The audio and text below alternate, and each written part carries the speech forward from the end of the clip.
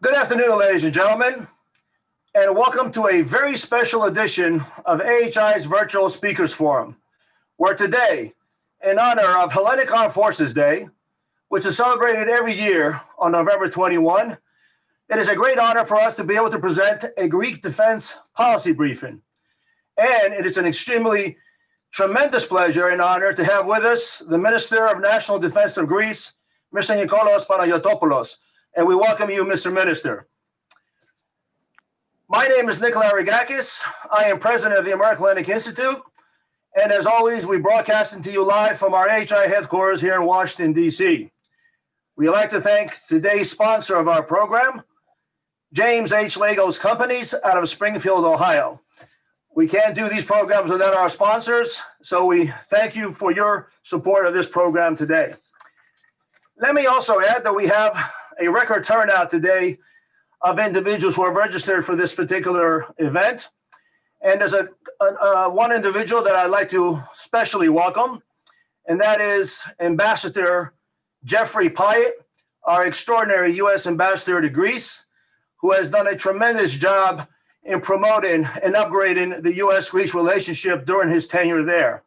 Let me also add that we have upwards of 15 defense attachés from representing their embassies here in Washington, D.C., of which many of them are from NATO countries. And we also welcome the military attaché from the Embassy of Israel as well.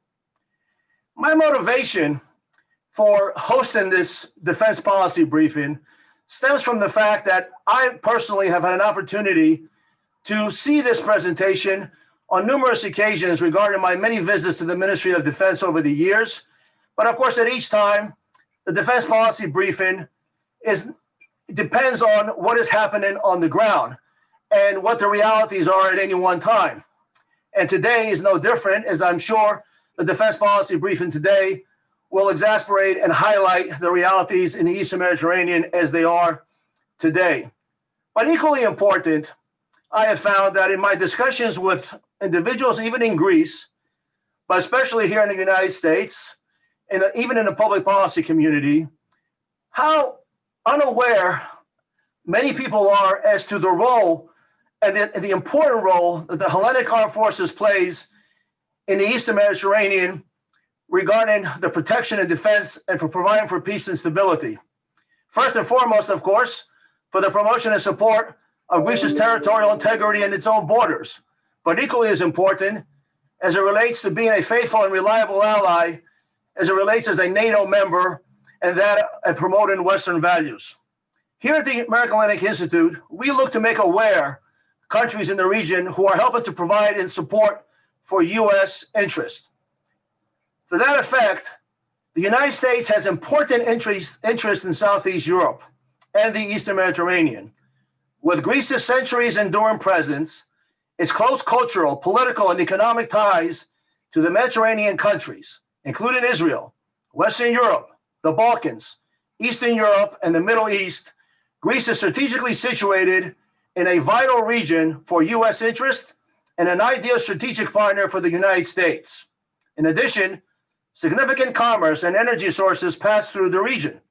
However, the projection of U.S. interests there depends heavily on the region's stability. Today, more so than any other time in recent history, it is appropriate to convey appreciation for the Hellenic Armed Forces, given the daily acts of aggression, provocation, and threats Greece faces at the hands of a fellow NATO member, Turkey. In addition, Greece joins other allies, such as the United States and NATO partners, to neutralize or combat other malign influences in the Eastern Mediterranean and broader region. Greece is at the center of the arc of instability. In response, Greece prides itself as the vanguard of Europe, a linchpin of regional stability and security. This is underscored by U.S. government officials, as we have heard time and time again over the course of the last 4 years, especially in referring to Greece as I quote, the pillar of stability. To provide us a defense policy briefing today in a PowerPoint format, I'd like to welcome Brigadier General Antonios Panidis. And General, thank you so much for your participation today. We look forward to your presentation. and I pass on the Zoom floor to you for your presentation. Thank you. Minister, President of American Hellenic Institute, ladies and gentlemen, I'm Brigadier General Adonios Panidis, and for the next 10 minutes, I will present an overview of the Hellenic National Defense Policy, which will cover the topics shown on the screen. The Hellenic Defense Policy, which is constantly adapted to meet today's and future challenges, sets the conditions for safeguarding Greece's integrity and national sovereignty and protecting the national vital interests by establishing, maintaining, and further promoting security and stability in our region and beyond. The national defense of the country is determined in the framework of a broad institutional, political, and military concept. The National Defense Policy is planned by the Hellenic government and implemented by the Ministry of National Defense through the organizational framework that is depicted on the screen. The international treaties, such as Lausanne Treaty, 1923, and Montreux Treaty, 1936 on the Straits, Lausanne Peace Treaty, 1923, and Paris Peace Treaty, 1947, form the legal framework which define the area of responsibility of the Chief of Defense, while any action is taken in consonance with the national law and the inherent right of self-defense. The legal framework also regulates the level of the use of force in peacetime or conflict. The geostrategic position. The southeastern part of Europe, including East Mediterranean, possesses a unique geopolitical position in the global equilibrium of power and arguably draws the attention of key geopolitical players who seek to build up their presence within it. In the northern part of Greece, the port and the airport of Thessaloniki, supported by the equivalent of Alexandroupolis, are the main entrances to the major land routes leading to Central Europe and East Europe, providing the necessary infrastructure to facilitate the reception, staging, onward movement, and integration of troops moving from the south to north and vice versa. Strategically placed, the island of Crete is key to the strategic control of the area, while Souda base, military bases, and facilities are considered as the spearhead for national and allied operations, training, and support. Security challenges. On this slide, you can see the so-called Southeast Stability Arc. It is evident that Greece, located well within this arc, is a pillar of stability for the whole area. The key issues of concern related to this stability arc are shown on the screen.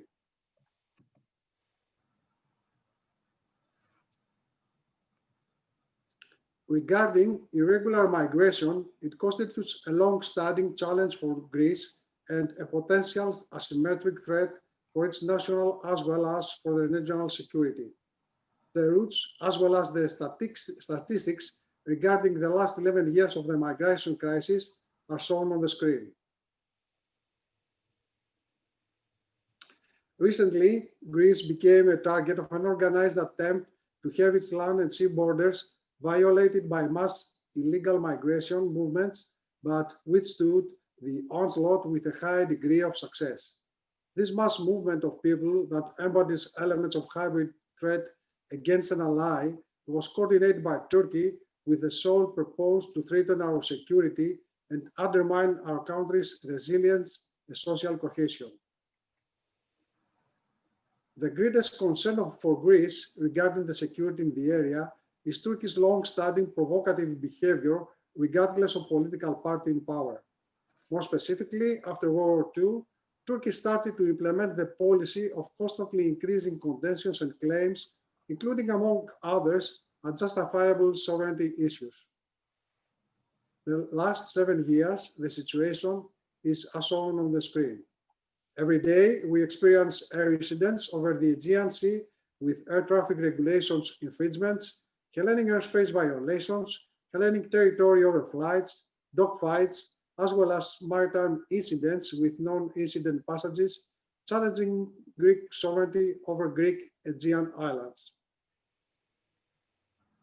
But what strikes us most is their depiction of what they call Mavi Vatan, the blue homeland, which clearly contains our islands and our territorial seas. Turkey, in the effort to materialize the geopolitical concept of the blue homeland, signed a memorandum of understanding with Libya about the delimitation of maritime boundaries in the Med Sea. Turkey's illegal claims are against the UN Convention on the Law of the Sea and against the interests of many countries in the basin of Mediterranean Sea. As you already know, on July 21st, Turkey announced its intention to conduct seismic surveys in an area, part of which fell within Greek continental south. Using as an excuse the recent Greece-Egypt agreement, Turkey extended consecutively the conduct of illegal seismic surveys to areas lying south of Megisti Island complex and east of Rhodes, Kassos, and Karpathos Islands. Regrettably, this pattern of Turkey's provocative behavior, flagrantly violating Greece's sovereign rights, is a recurring phenomenon and constitutes major escalation and direct threat against peace and security in the area. In this light, you can see an extrapolation to the future as it was envisioned by Turkey's President Recep Tayyip Erdogan.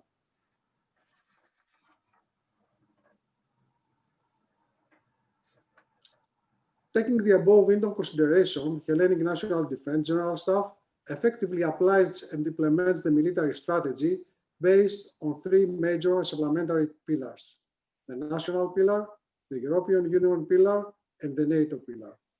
Cooperation through international organizations and alliances, as well as through regional relationships, remains the key tool for successful deliverables and stable global environment. Greece, as a member state of the European Union and the United Nations, contributes to a great number of operations, as shown on the screen. Specifically, Greece contributes with assets and personnel to EUNAVFOR Med Irini, a military common security and defense policy operation deployed in the Mediterranean Sea that aims at contributing to achieve peace and stability in Libya. The primary task of the operation is the implementation of the arms embargo imposed by the United Nations Security Council. By contributing to stemming the flow of weapons into Libya, the operation will help create the conditions for a permanent ceasefire in Libya. As secondary tasks, the operation contributes to the implementation of UN measures to prevent the illicit export of petroleum from Libya through monitoring and surveillance activities, provides capacity building and training of the Libyan Coast Guard and Navy in law enforcement tasks at sea, contributes to the disruption of the business model of human smuggling and trafficking networks. In addition, Greece, as a NATO member, participates in prospective allied operations, mission and standing forces, as depicted on the screen. Next slide, please.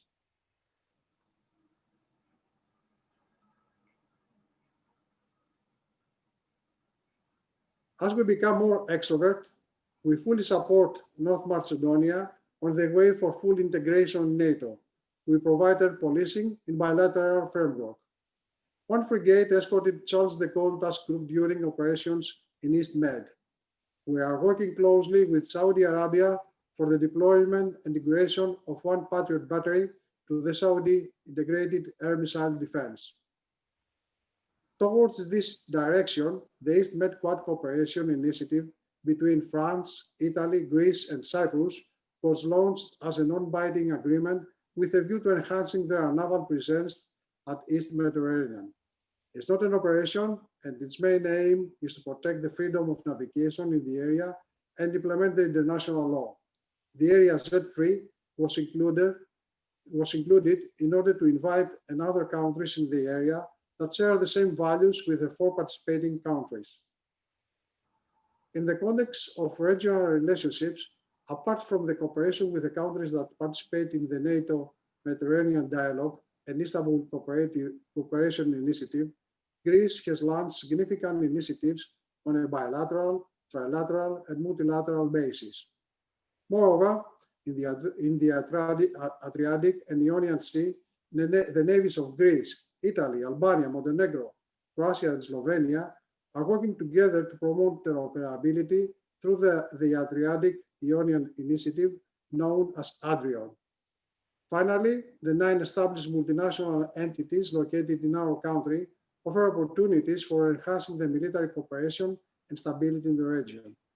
In addition, taking into consideration the existing NATO missile firing installations capabilities and experience, Hellenic National Defense General Staff has taken the initiative to establish a NATO integrated air and missile defense center of excellence in Crete. Greece-US relations. Besides NATO, the bilateral cooperation with the US has been enhanced during the last years under the framework of the Strategic Dialogue inaugurated in 2018 in Washington, D.C.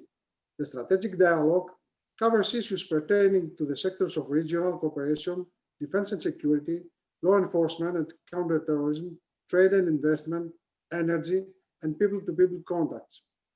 The second strategic dialogue was held in Athens last October. The US Department of Defense and our Ministry of National Defense have agreed on the roadmap for cooperation, which sets the wider framework of our bilateral cooperation in defense and security and gives us the opportunity to plan and explore new areas of cooperation. Besides the strategic dialogue, our countries have signed a series of bilateral agreements concerning different aspects of our cooperation.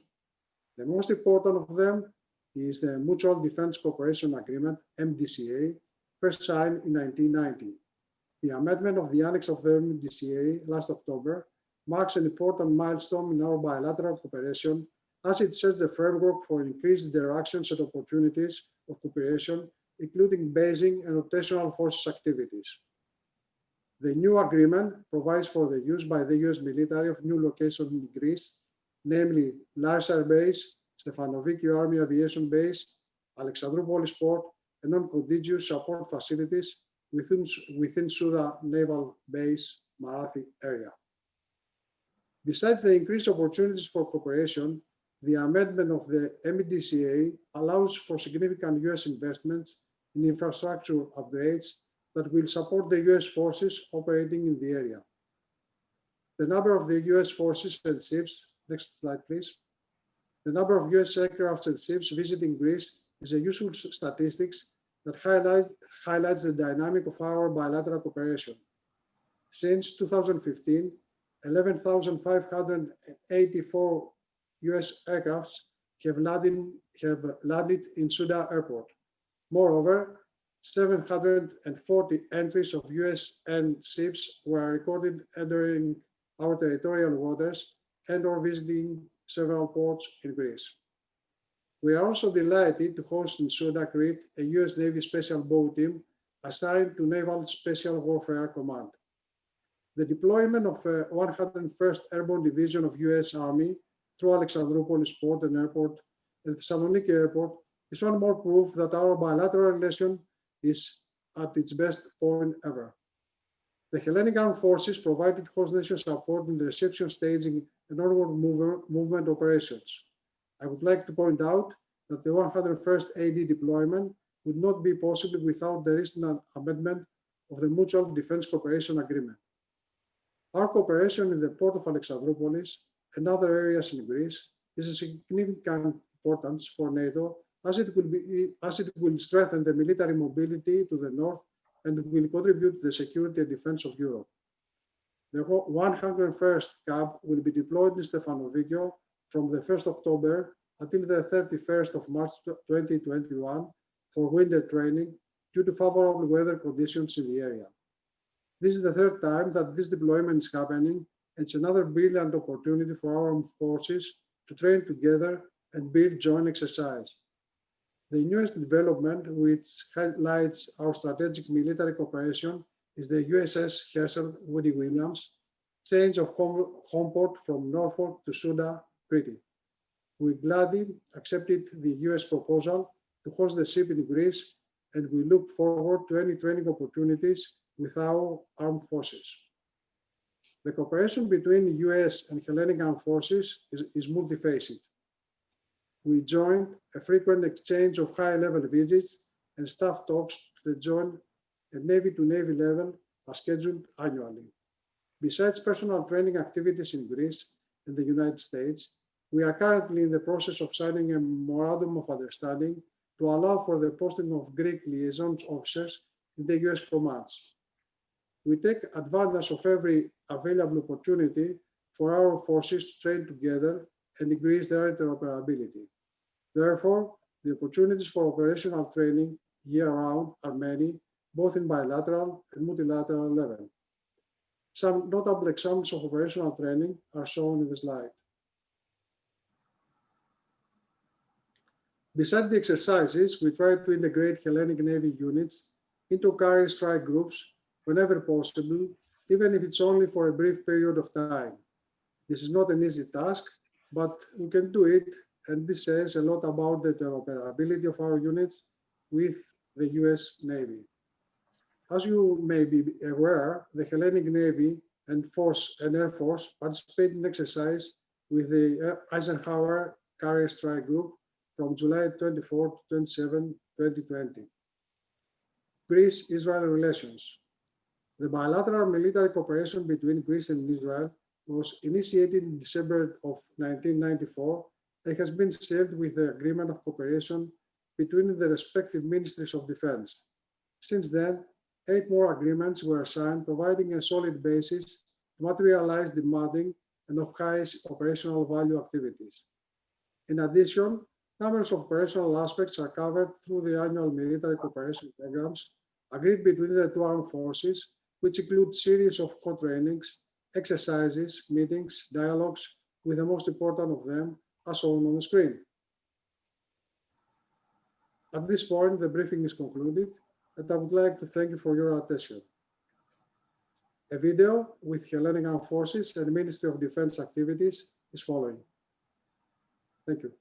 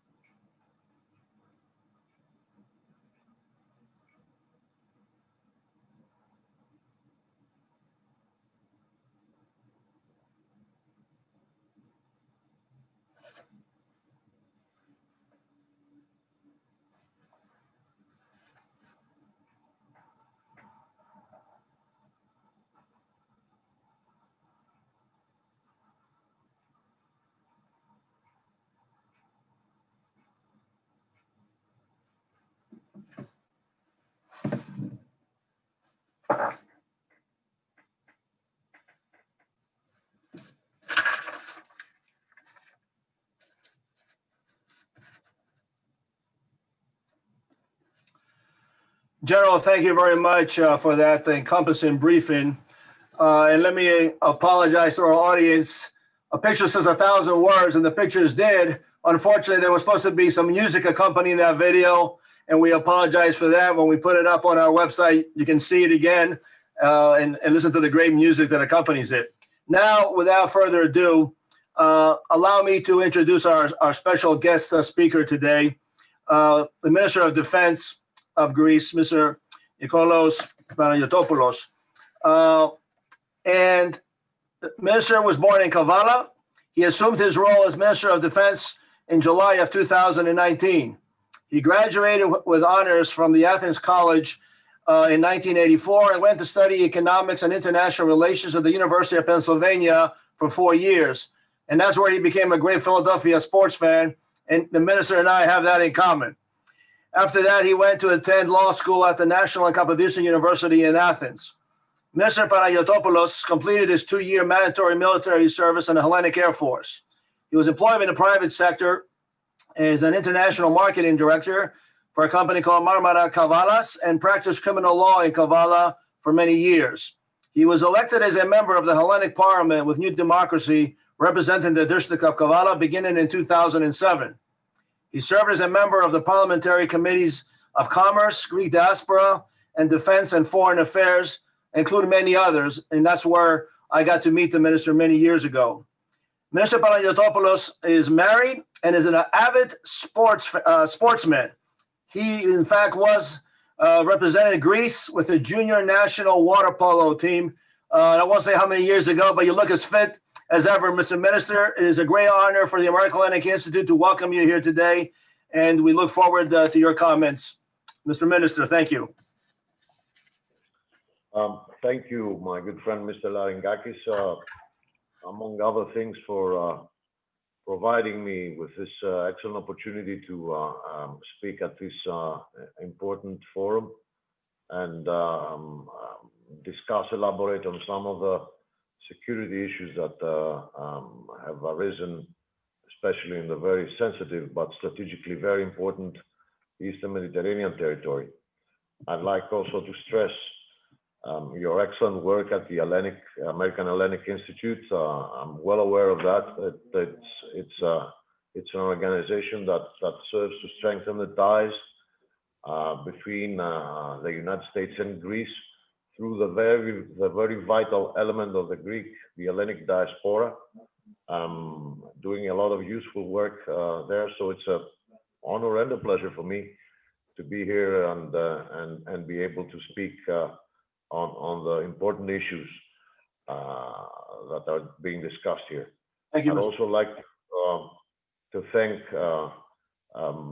Brigadier General Panidis for the very concise and complete presentation on the armed forces. You probably got a few glimpses of one of the elements of my work there on the two basic fronts that we're working on with respect to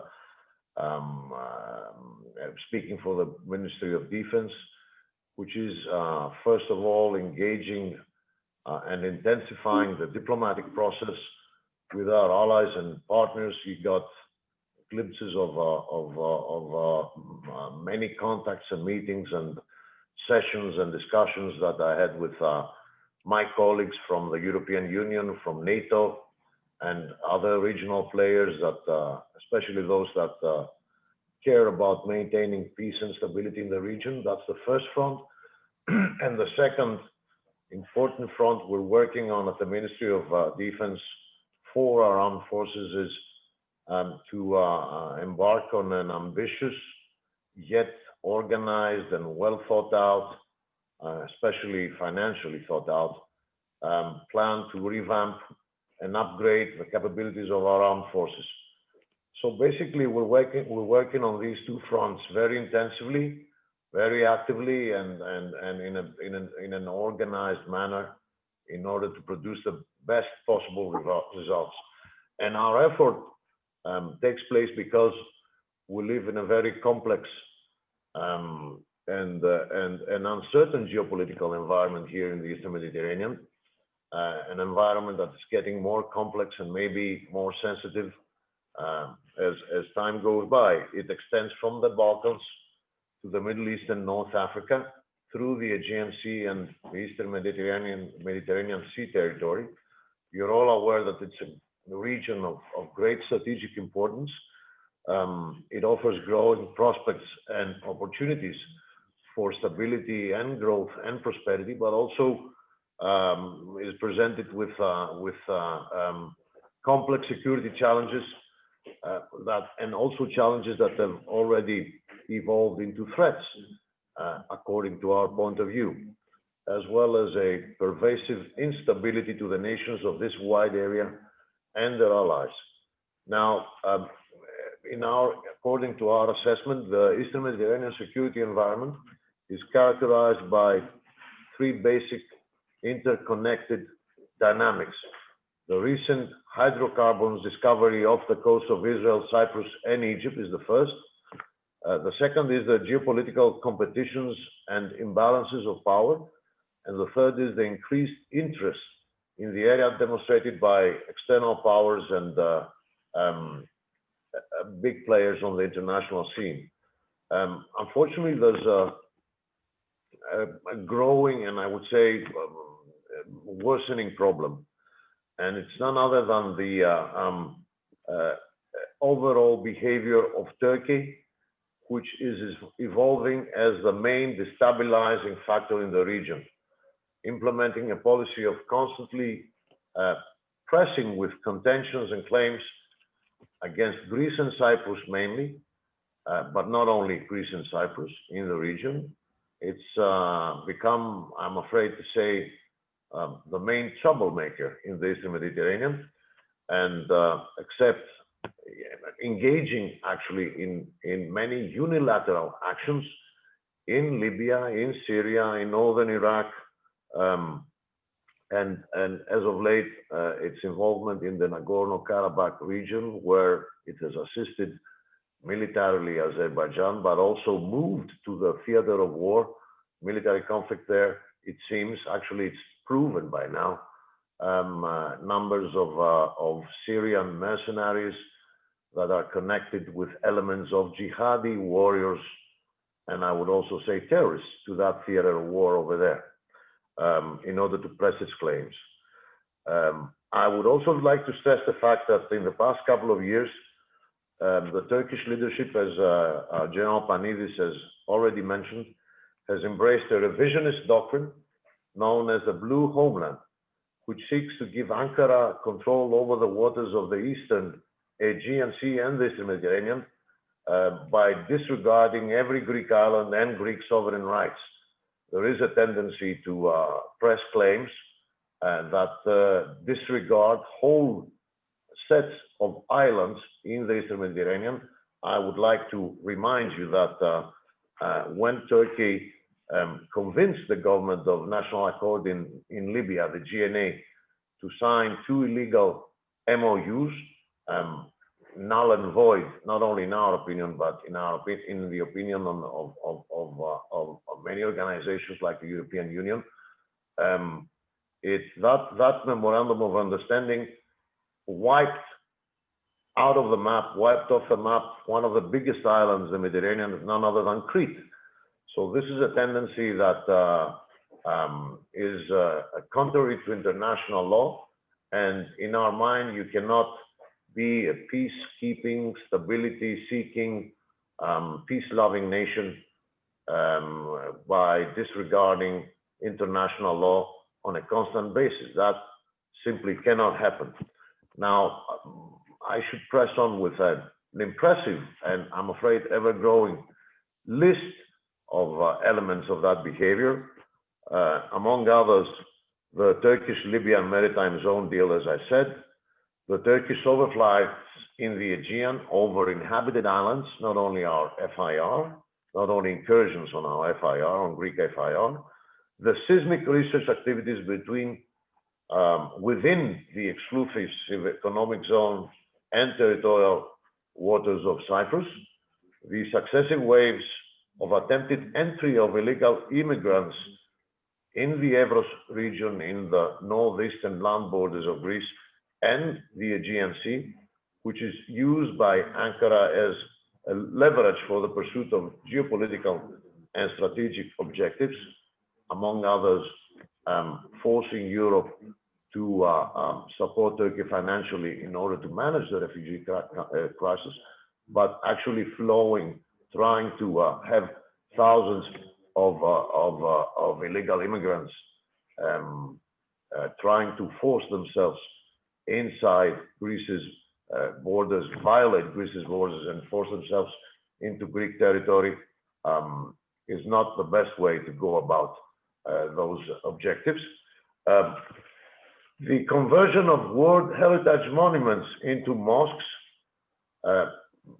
many incidents of bellicose language and hostile rhetoric, nationalist propaganda, aggressive militarism, as well as, last but not least on this list, the purchase of Russian weapon systems. I'm referring to the S-400 missile system against NATO objections. These are some, I would say, very blatant elements of a revisionist and confrontational and overall destabilizing behavior that Turkey has exhibited in the region and versus just about every player in the region. And not to mention, of course, the role of Turkey in the Nagorno-Karabakh front, as I said, deploying Syrian fighters in favor of the Azeri forces and aiding the Azeri forces by means of, I would say, weapon systems. Now, as far as Greece is concerned, the latest Ankara provocations in our region constitutes of a series of 10 successive NAVTEXs since last July for surveys that we consider illegal within the Greek continental shelf in combination with the high mobility of Turkish Navy, which constitutes some serious escalation with destabilizing ramifications to regional peace.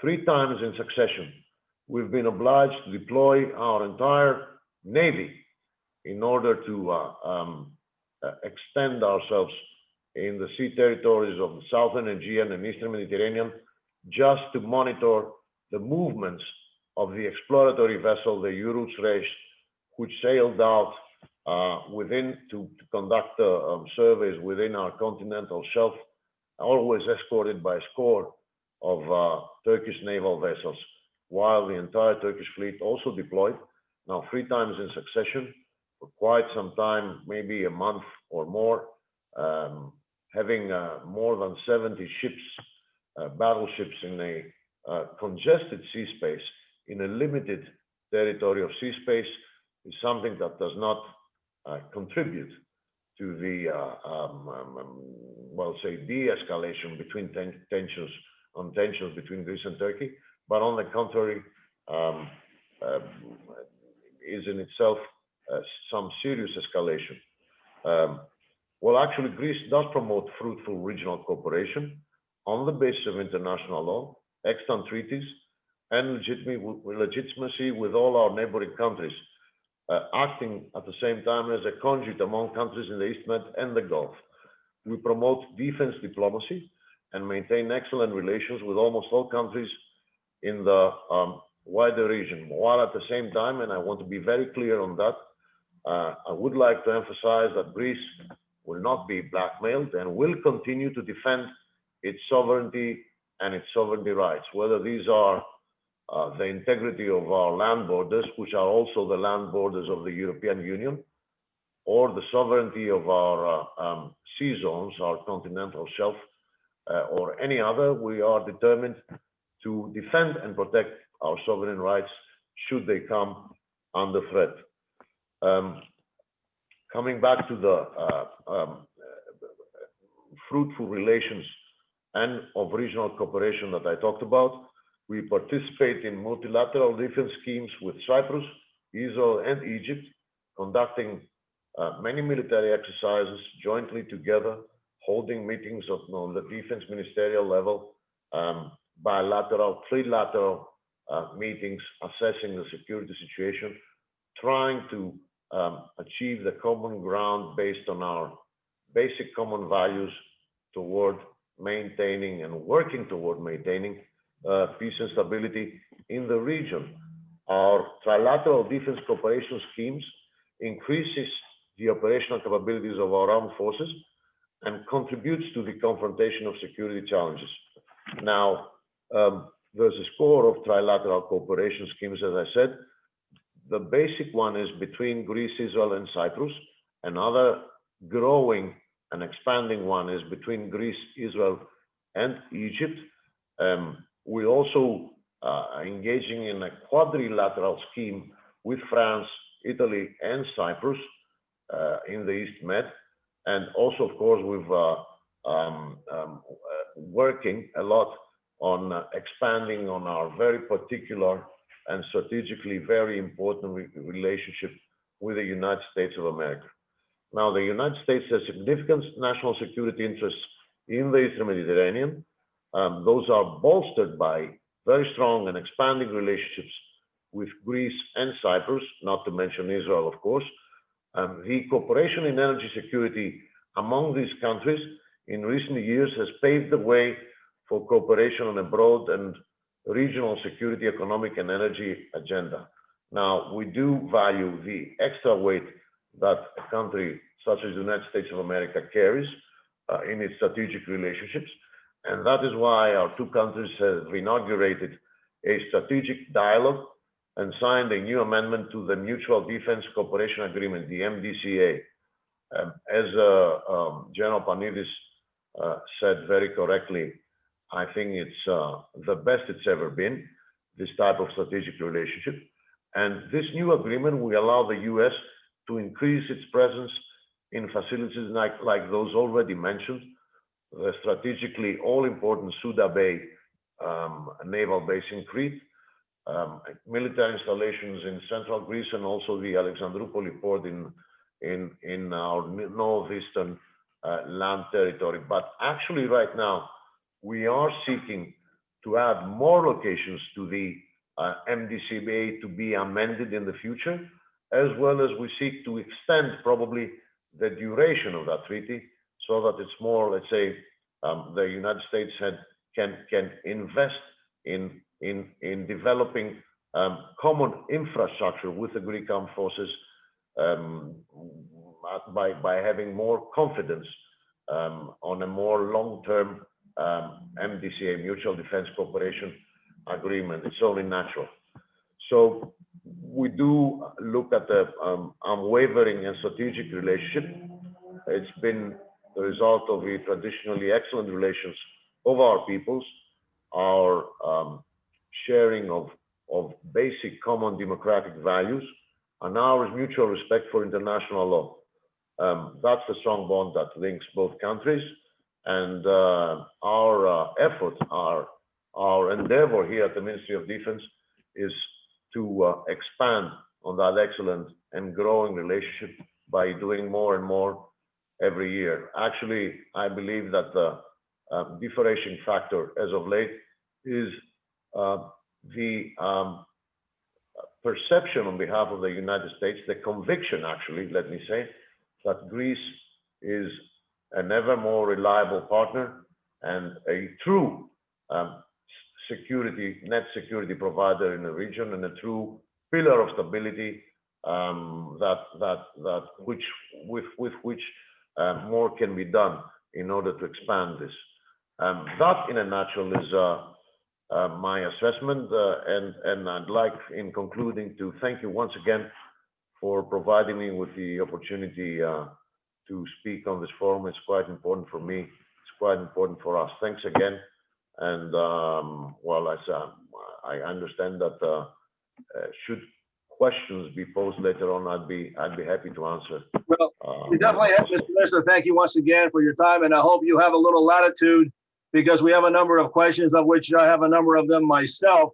And let me begin, and I'll try and make it a multifaceted question, and we can get quick responses. We can try to get as many questions in as we possibly can. When I try to define Greece to public policy individuals in America, especially, I try to make them understand what Greece is. Greece is the size of Alabama geographically. It has approximately the GDP of Tennessee and the population of a little bit more than New York City. New York City has 7 million, Greece has 11 million. Yet it has you have 155 Lockheed made F-16s, makes it the 5th largest fleet in the world. And you punch way above your weight in terms of what you have to protect in terms of the Eastern Mediterranean. Yet the last thing you need is to be challenged by a NATO ally. And yet we've seen that, as you have expressed it, from July until today, with NAVTEX is continuously being extended. You are forced to deploy your almost your entire naval forces and other assets to the long-range deployment. Is Greece able to maintain this? What is the cost to Greece? I know right now you're in the middle of upgrading various weapon systems. You're looking to purchase frigates. You're looking at the deal with the Rafale jets from France. You're looking with other potentially the F-35 program to get F-35s. All this costs money. What does it cost Greece when it has to defend against a NATO ally? And when you speak about this to your European Union partners, because you're in the EU and in NATO, and your NATO partners, how do they come to understand this, and how do they reconcile this regarding this provocative actions by a NATO member called Turkey against another NATO member and a member of the European Union? Well, naturally and without any doubt, it's a very steep cost, and it's steeper because of the fact that we've only now coming out of of 10 years of financial crisis, and actually at the time that we're coming out of that crisis, we're stepping into another global financial crisis caused by the COVID-19 pandemic. So it's not the easiest of jobs to maintain this element of highly deterrent, highly operational and well-trained armed forces that we do. But we are compelled to do so because we are actually under threat. And if there was any doubt about that, well, in recent months, I think it's become all too obvious by the very belligerent and confrontational rhetoric of a NATO ally nonetheless. So we must do that, and that's what we're trying to do. As I said, one of the two main fronts we're working on is a program to upgrade the capabilities of our armed forces by the procurement of a few sets of major weapon systems. For example, you've already mentioned the project to revamp 87 of our F-16 fighters to the Viper edition. We're in the process of acquiring a few Rafale fighters from France. We are in the process of acquiring 4 new frigates, and also going through the midlife extension of 4 other of our existing frigates, because our existing fleet of frigates consists of ships that are old, and you know better than I do, and those are watching us, that in order to have those systems on an operational level, you have to upgrade them, or at some point replace them with newer ones.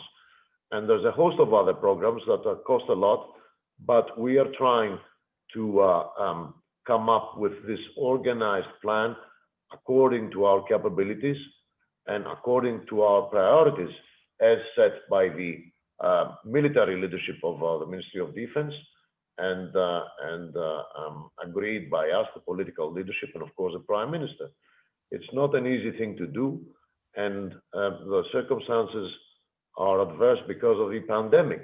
We were expecting a better performance of our economy, and all the signs were there, but it's not happening. It's not only not happening for us, it's for the whole world, but nevertheless, we have to do whatever we can.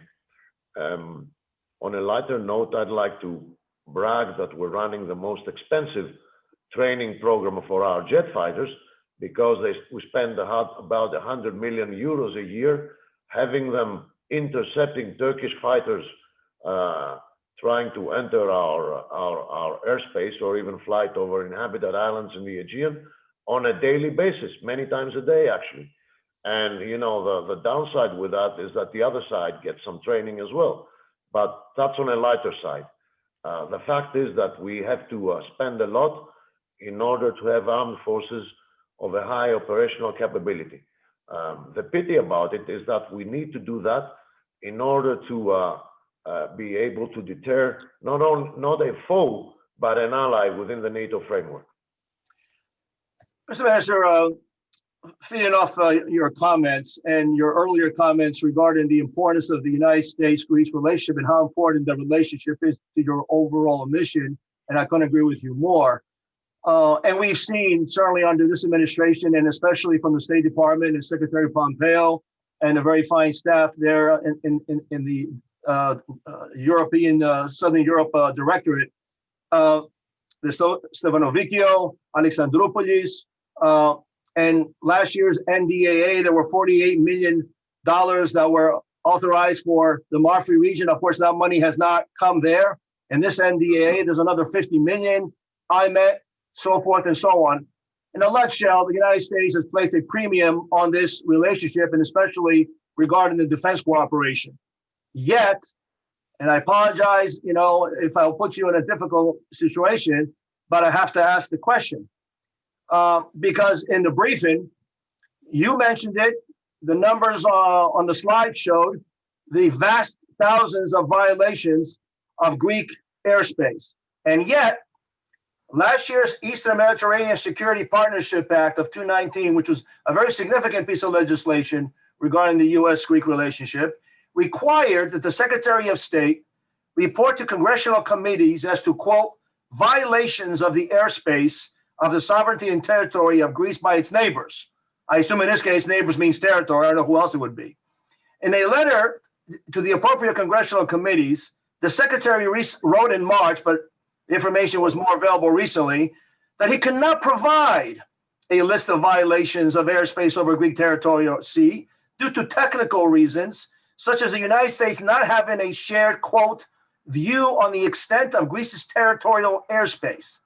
Doesn't that put you in a difficult situation? Isn't that a message of appeasement to Turkey? And we saw thereafter Turkey making claims of how you're violating their territorial airspace? What has been your response to the U.S. government on this report? Well, first of all, let me say that I must say that on behalf of the Greek government, we must be satisfied with the overall the positions taken by the State Department through Secretary Pompeo repeatedly. They've been very supportive, and it seems to me very aware of the problem that Turkey now is for the whole region, not only vis-a-vis Greece, but for the peace and stability of the whole region. Now, every now and then we'll have this various reports from the State Department that will argue for this and that.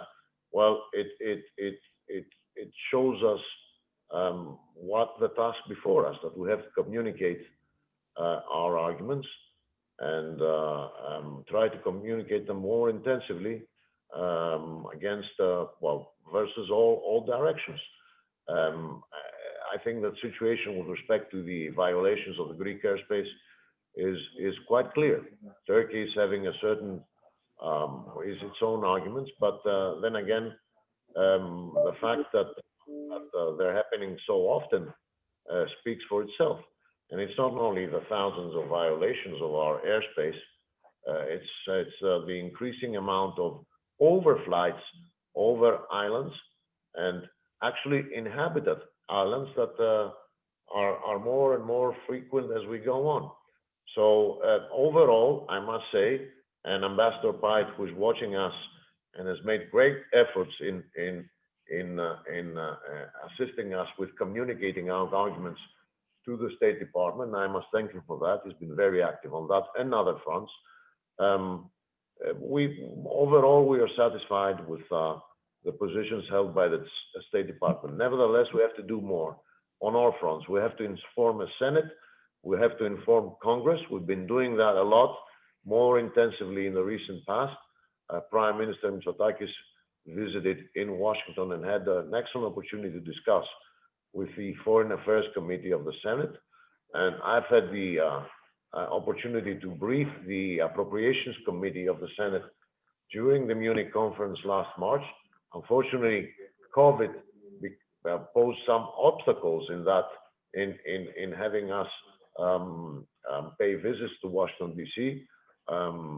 It's going to be rescheduled. I'm sure that we'll have to deal with a new administration now, but we will not refrain from being very active in trying to convince everybody concerned of what we deem as our as the right thing. and the effort only gets more and more intensive. So I wouldn't worry about a particular State Department report, but I would prepare myself to provide the State Department with the counter arguments.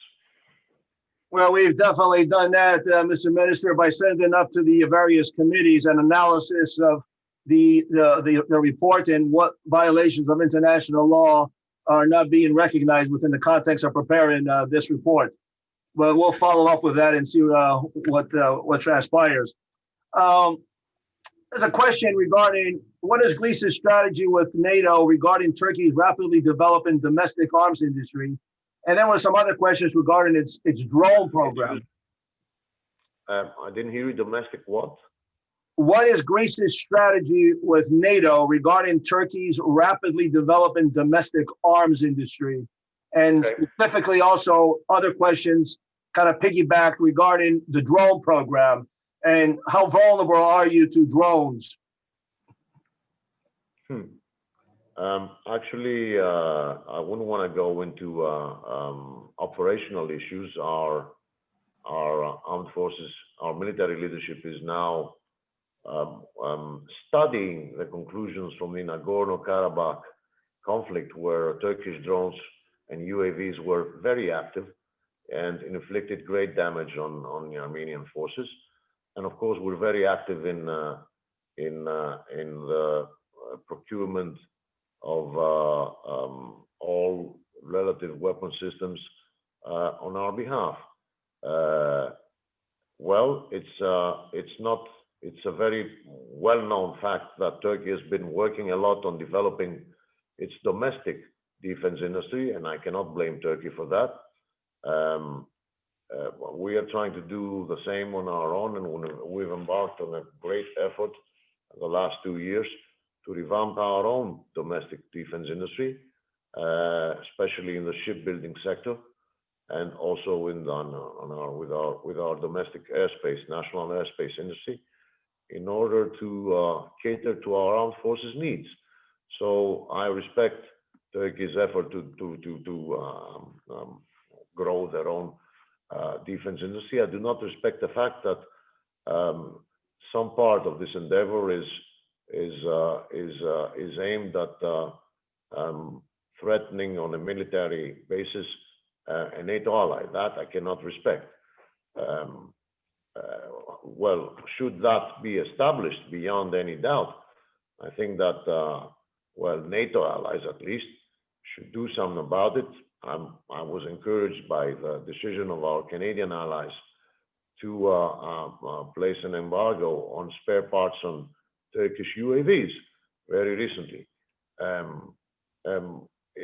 Should a country turn itself against other NATO allies, I think NATO should be very swift in not in deciding sanctions, but also in trying to engage in a series of well, deconfliction procedures.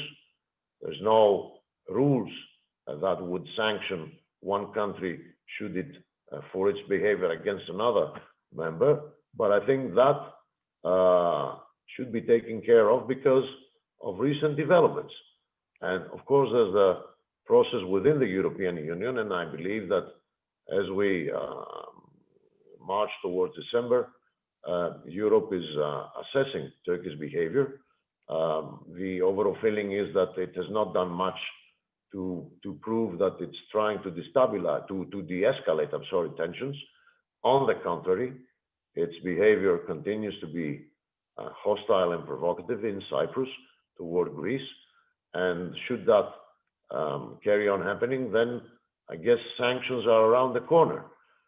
However, as Senator Menendez stated today, went public in the Senate, if in order to achieve a result, some type of pressure needs to be applied, and you cannot apply pressure by refraining from being unpleasant.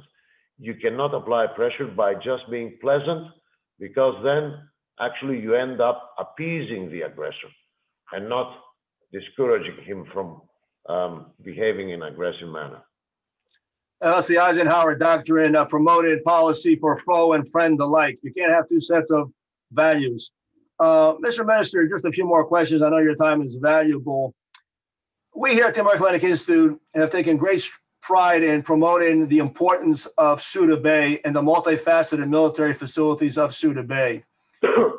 How does the Greek government, how do you characterize in terms of the level of importance in the overall Eastern Mediterranean, the base at Suda Bay and all its various multifaceted facilities, which I've had an opportunity on numerous occasions to be there? From 1 to 10, 10 being the most important within the context of the European theater, where do you put Suda Bay? And be as honest as you can. Well, it's not so much what we think about as a Greek government. It's more what others think about Suda Bay in terms of its strategic importance. And obviously, everybody is placing great importance on Suda Bay. It's an excellent natural, almost harbor that has all the how should I say, the makings of a major naval base in a very sensitive area in the Mediterranean, and that's how the United States sees it.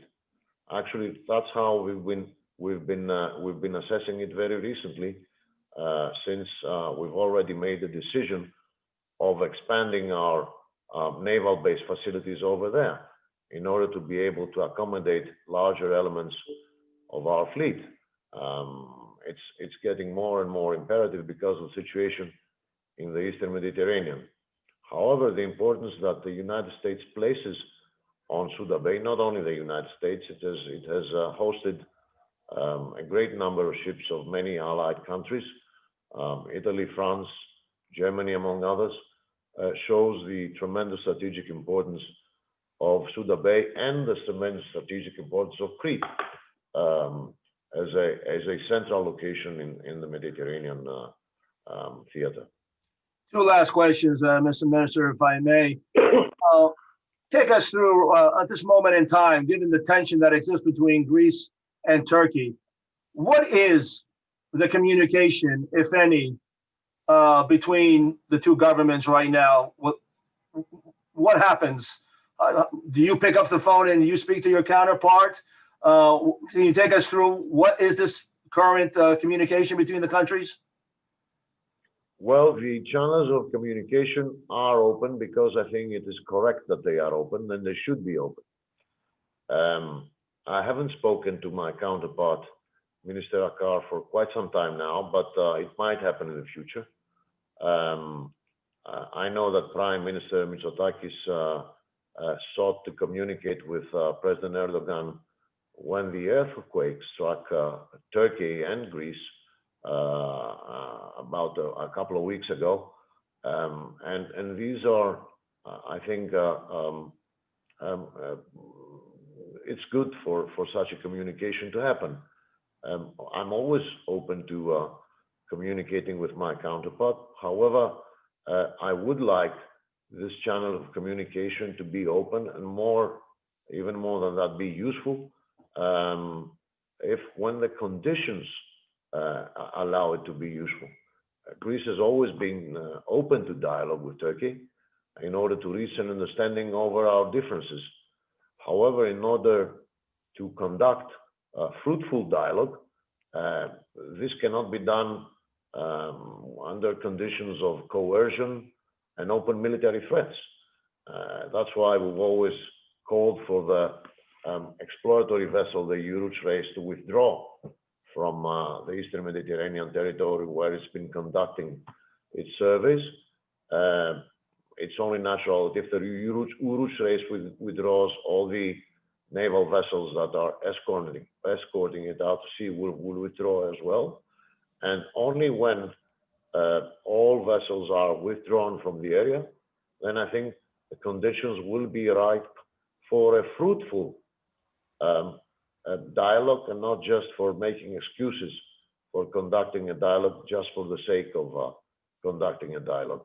So I'm open. I'm always open to communicating with my counterpart. I sure hope that the the same holds true for him as well.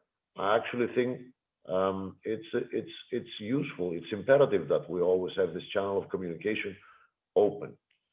A real follow-up to that question, if I may. Is there a hard red line? And if so, do the Turks understand this? Well, actually, there is a third line, a very hard red line, and it's the core of our sovereign rights that if we feel that they are violated, then we will have to respond accordingly. Now, I believe that Turkey understands that. I believe that every ally in NATO and the European Union understands that, but I also believe that it's our duty to make sure that everybody understands that. So, you know, when a research vessel sails the waters above our continental shelf, it's actually not violating our continental shelf, since it doesn't conduct any drilling. But if another drilling vessel comes to drill in order to search for natural gas or oil, that's an entirely different matter. It is a direct violation of our sovereign right to our continental shelf, and it's a different matter altogether, and our response would naturally be a different matter altogether. So we do seek to protect our sovereign rights. We have done this in a very restrained manner, I think, trying to avoid unnecessary tension, but also conveying the message in a very clear manner that we will defend and protect our hardcore of sovereign rights. Last question, Mr. Minister, along the lines of protect and defend, and I move to Cyprus for a second. We've obviously seen the exceptional provocative actions by Turkey there through Mr. Erdogan and through the recent situation of where he went just, I think, this past weekend and tried to have a picnic in Famagusta, violation of UN Security Council resolutions regarding the opening of certain areas of the fenced-off area of Varosha, and now openly calling for two-state solutions. At the end of the day, this is a difficult issue for Greece too. You are a guarantor of Cyprus's security under the founding treaty. Can you speak anything to that effect in terms of how do you see that situation and what ultimately, you know, could put Greece's in what position Greece could be put in? Well, I would say that the Varosha show was the latest incident of provocative behavior on behalf of Turkey. It goes against UN resolutions, it goes against international law. So there you have yet another demonstration by Turkey contrary to international law. There's no doubt about that. So in my mind, that's some more cause for concern, not only for Greece, but for Europe, for the European Union. Cyprus is a member of the European Union, and it's yet another member of the European Union that's been constantly harassed and threatened in a military nature by a third country. So in my mind, it's clear that President Erdogan aims at two separate states in Cyprus, which means now it's quite clear now that the plan is that. It's quite clear that he's making a move toward achieving this aim. And it's quite clear that it's time for Europe to respond decisively in terms of condemning this development and also probably thinking at long last about imposing sanctions on Turkey because of its, not only because of its overall behavior, but because of this latest demonstration of provocative behavior and disregard for international law. Well, Mr. Minister, I've never understood how a NATO country has a NATO army, because their army, the occupying army, you can make the argument, is a NATO army occupying a member of the European Union. So how does NATO and how does the European Union able to live with itself and come up with a reason why this should be so 46 years later is unbelievable. I must repeat that in NATO structure does not involve a mechanism for imposing sanctions among members. So, you know, not much is expected from NATO. I appreciate Secretary General Stoltenberg's effort to come up with a deconfliction mechanism in order to reduce tensions between Greece and Turkey. Actually, the most recent ministerial, Secretary General Stoltenberg came out for the first time in a very clear manner and called for Turkey to stop all exploratory activity of the EU-Routes race. And it was the first time that I can remember. Actually, it was the first time that Secretary General Stoltenberg declared that loud and clear. However, there's not much you can do except work towards achieving a deconfliction mechanism for a set of differences that doesn't involve military personnel trying to solve it, but a political and diplomatic solution above all. However, with the European Union, it's a different matter. Europe can come up, can devise sanctions. I believe that's been right so far, not imposing them right away, but giving Turkey a chance to change its behavior. However, if it doesn't, and if it keeps on being provoking everybody and being an overall destabilizing problem, not for Greece, but for everybody around in the wider region, then I guess it leaves Europe with no other option but to try and impose sanctions. It's not an easy decision. I understand and respect the internal dynamics between European countries that have invested with interest in Turkey and all that. But as I said before, if you want to apply pressure to somebody, then at some point you have to be unpleasant to that somebody. Well, without a doubt, Mr. Minister, and to that, we look forward to engaging the next administration, President-elect Joe Biden, of which we here at the American Hellenic Institute have 2 files on him since 1975, with letters and comments to us where he's openly stated that all the troops from Turkish troops from Cyprus need to be removed and Cyprus needs to be unified. So we will remind him of that, and we will re-engage the administration at the appropriate time and make sure we try to put this issue and obviously the issues we talked about today at the forefront of the next administration. But today we are now wrapping up. Mr. Minister, I can't thank you enough for your time that you've devoted to us here today, almost 5 quarters of time, more than an actual football game. So we thank you so much. It was a joy. Your points were exceptional and encompassing so many different areas. And again, we thank you, your staff, everyone who participated today. Let me thank our staff, led by Emily Panidis, who's done always an exceptional job in producing these webinars for us. And she's been working for the last 3 days with the general and making sure we had no problem with our connections today. Elias Yarasulis, our government relations director. And to all of you for joining in today. On behalf of myself at the American Hellenic Institute and all of us, we thank you for joining in. And as next week is Thanksgiving, I know it's a difficult year to say we're thankful, but thankful we must be.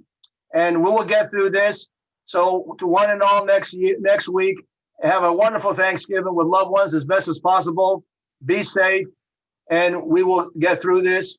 And thank you once again, and we look forward to having you on our next Zoom webinar.